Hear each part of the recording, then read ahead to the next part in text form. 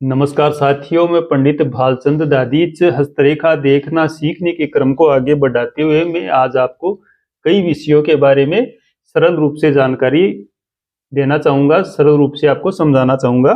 सबसे पहले देखते हैं हम व्यक्ति की आयु को कैसे देखते हैं। ये 3 रेखाएं होती है। इस रेखा को बोलते हैं जीवन रेखा, इस रेखा को बोलते हैं मस्तिष्क रेखा और इस रेखा को बोलते हैं हृदय रेखा। व्यक्ति की जीवन कितना होगा इसको देखने के लिए इन तीनों रेखाओं का ही सहारा लिया जाता है। यदि व्यक्ति का जीवन रेखा लंबी है, मस्तिष्क रेखा भी अच्छी स्थिति में है, कटी पटी नहीं, और हृदय रेखा भी अच्छी स्थिति में बनी हुई है, बीच में कटी हुई नहीं है, तो व्यक्ति दीर्घायुकारी होता है। ऐसे व्यक्ति की आयु बहुत लंबी होती है। यदि जीवन रेखा लंबी है और मस्तिष्क रेखा बीच में से कट गई है, टूटी हुई है, तो ऐसे व्यक्ति का जो जीवन होता है वो जहाँ पर मस्तिष्क रेखा कटती है वहीं पर पूरा हो जाता है, और मस्तिष्क आघात से या मस्तिष्क में चोट लगने से ऐसे व्यक्ति की मृत्यु होना निश्चित होता है।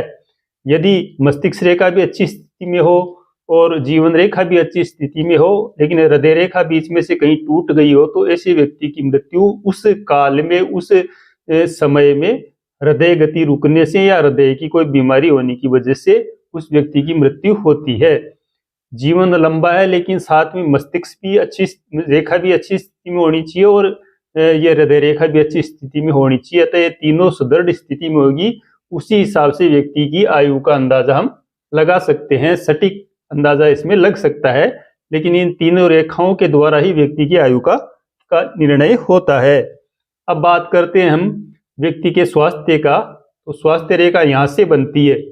यह स्वास्थ्य रेखा भी बिल्कुल निर्दोष हो तो अच्छा स्वास्थ्य बताती है कि व्यक्ति का स्वास्थ्य अच्छा रहेगा, और ये भी कहीं कहीं से टूटी हुई हो, बीच बीच में इस प्रकार से टूट टूट के बनी हुई हो, तो व्यक्ति का जो स्वास्थ्य होता है वो खराब रहता है।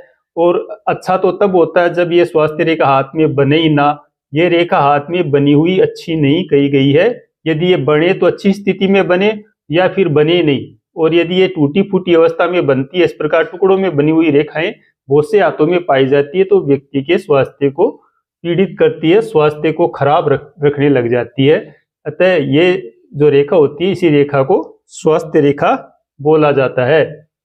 अब व्यक्ति के पास में कैसा धन, कितना धन होगा या कितना धन है, इस स्थिति को देखने के लिए हम देखेंगे भाग्य रेखा को। यहाँ से प्रारंभ होकर मणिबद्ध से प्रारंभ होकर के ये रेखा शनि पर्वत तक यदि सीधी चली जाती है, तो उस व्यक्ति के पास में धन की कोई कमी नहीं होती। अपार धन संपत्ति उस व्यक्ति के पास में होती है। ये जो भाग्य रेखा होती है वो जीवन रेखा के अंदर से कहीं से भी निकल सकती है, यहाँ से भी निकल सकती है, लेकिन ये अंत में जाएगी शनि पर्वत की तरफ ही। किन्हीं किन्हीं व्यक्तियों के हाथ में ये रेखा, ये जो भाग्य रेखा आगे जाकर घूम जाती है और बृहस्पति पर आकर ये 2 भागों में बढ़ जाती है। ये स्थिति भी बहुत अच्छी होती है। ऐसा व्यक्ति अपने धन को जो धार्मिक कर्मों में लगाता है, दान करने वाला व्यक्ति होता है, खूब दान करता है ऐसा व्यक्ति जिसके हाथ में ये बृहस्पति पर्वत पर भाग्य रेखा चली जाती है। किसी व्यक्ति के धन का आकलन करने के लिए उसके पास कितना पैसा है या कितना पैसा होगा, उस स्थिति को देखने के लिए इस भाग्य रेखा का देखना जरूरी होता है। इस भाग्य रेखा के द्वारा ही अंदाजा लगा सकते हैं। और ये भाग्य रेखा जीवन रेखा के अंदर से कहीं से भी, यहाँ से भी निकल सकती है, यहाँ से भी निकल सकती है, यहाँ से कहीं से भी निकल सकती है, और ये मणिबद्ध से भी निकल सकती है। इसी रेखा को भाग्य रेखा बोला जाता है। इसी के द्वारा व्यक्ति के पास में धन का जो आकलन होता है वो इसी भाग्य रेखा के द्वारा किया जाता है।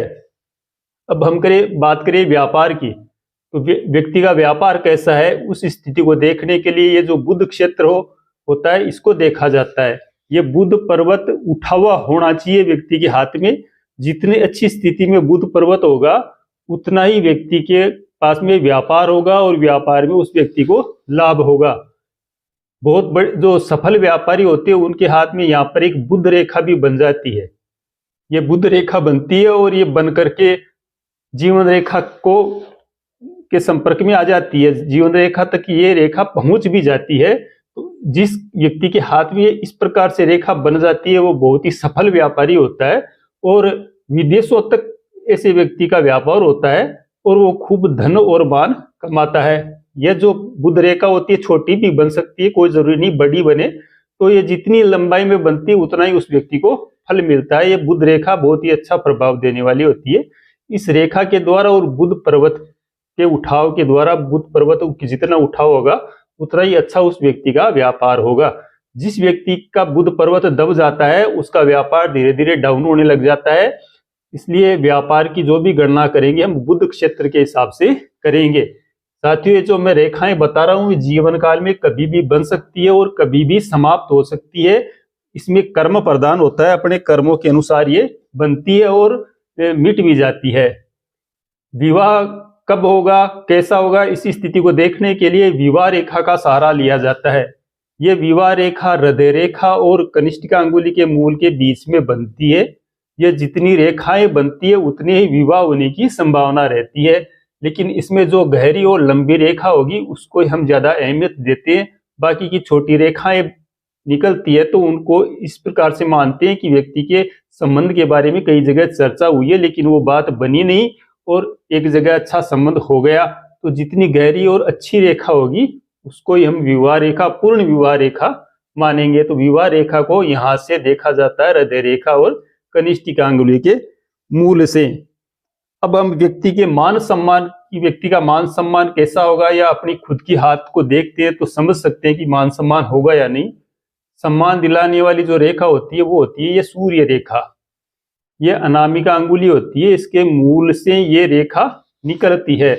ये रेखा छोटी भी बन सकती है और हृदय रेखा को क्रॉस करते हुए आगे भी बढ़ सकती है। कई हाथों में अलग अलग टाइप से रेखा बनती है, लेकिन इसका प्रभाव एक ही होता है कि ये व्यक्ति को सम्मान दिलाती है। कई बार देखा गया है कि व्यक्ति के पास में पैसे तो बहुत होते हैं लेकिन उसका सम्मान नहीं होता, क्योंकि उसके हाथ में सूर्य रेखा नहीं होती। इस रेखा को सूर्य रेखा बोला जाता है। इस रेखा के कारण से व्यक्ति को मान सम्मान मिलता है और ऐसा व्यक्ति काफी धार्मिक प्रवृत्ति वाला होगा जिस व्यक्ति के हाथ में सूर्य रेखा होगी, और वो पर पीड़ा, दूसरों की पीड़ा में पड़ने वाला भी होगा, दूसरों का सहयोग करने वाला भी होगा और जीवन में उसको काफी सम्मान मिलेगा जिसके अनामिका के मूल में ये सूर्य रेखा बनी हुई हो। इससे ही व्यक्ति को सम्मान मिलता है। जिस व्यक्ति के हाथ में बुध भी अच्छी स्थिति में हो, सूर्य रेखा भी बनी हुई हो, साथ में बृहस्पति पर्वत ये क्षेत्र उठा हुआ हो, तो उस व्यक्ति को काफी यश मिलता है, व्यापार भी अच्छा चलता है, धन भी खूब होता है, मान भी खूब मिलता है और यश की प्राप्ति भी होती है। ऐसे व्यक्ति का काफी नाम होता है और ऐसा व्यक्ति काफी दानी होता है, धर्म करने वाला होता है।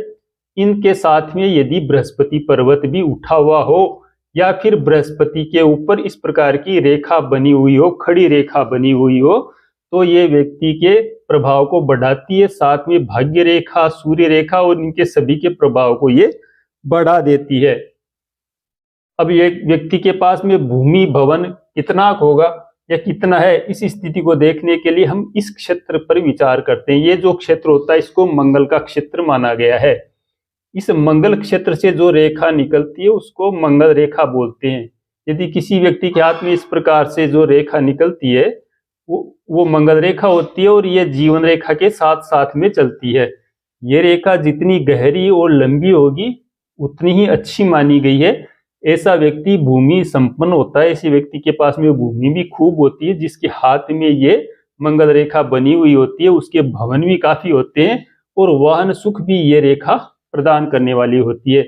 या तो उस व्यक्ति को पैतृक संपत्ति के रूप में भूमि की प्राप्ति हो जाती है, और यदि पैतृक संपत्ति के रूप में नहीं मिलती तो वो अपने खुद के दम पर भूमि को खरीद लेता है ऐसा व्यक्ति, लेकिन उसको भूमि जरूर देती है यह मंगल रेखा।